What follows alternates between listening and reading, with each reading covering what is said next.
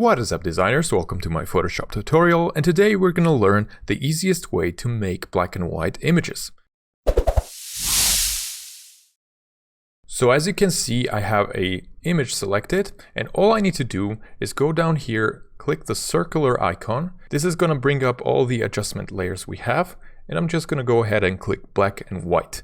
Boom, done. You're pretty much finished. If you want to move this forward, you go to presets right here and select one of them. Once you do that, you will have a different variation of your black and white image.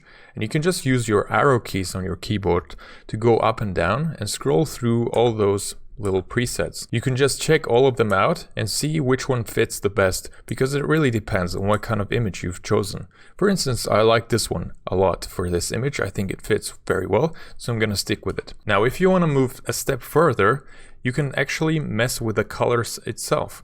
So as you can see, if you go back to the original image, we have red pixels here on her lips, also a red area here, and then some pixels in the buildings are also red, and of course the skin contains a lot of red pixels too.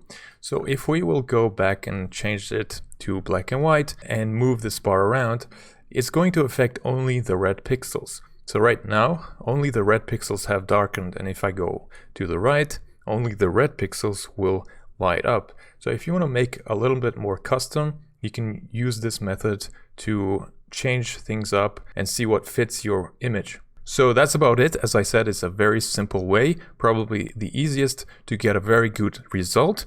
Thanks for stopping by. I hope this video was useful for you.